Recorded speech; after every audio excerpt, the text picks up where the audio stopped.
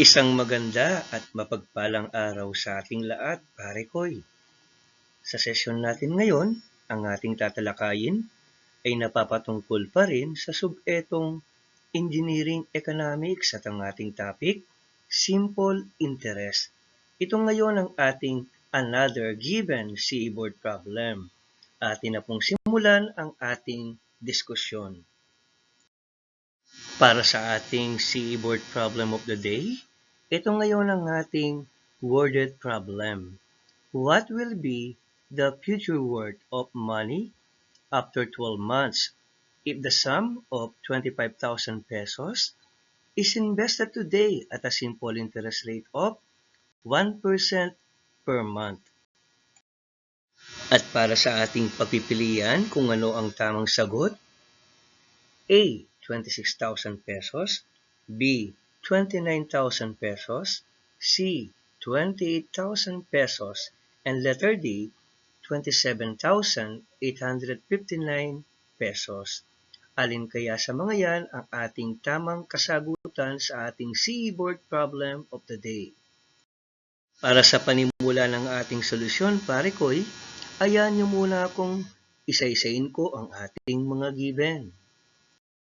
At ang ating unang given ay ang tinatawag nating rate of interest, R, equals 1% or 0.01 kapag ito ay ating kinonvert ng decimal.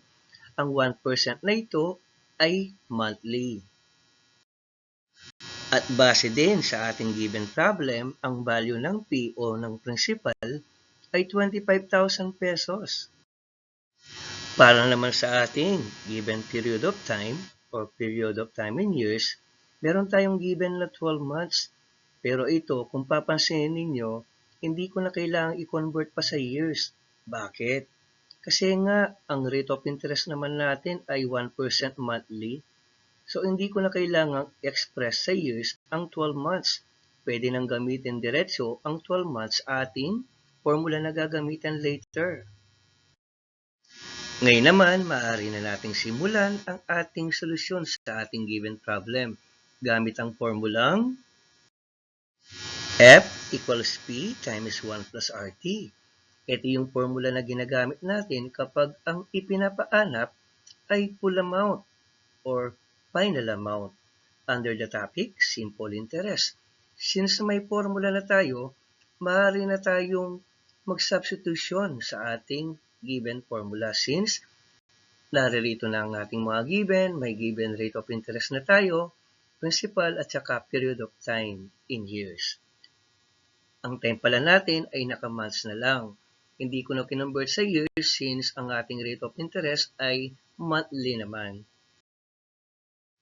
Para sa kalkulasyon ng ating full amount, ito ngayon ang ating solusyon. F equals 25,000 times 1 plus 0.01 of 12.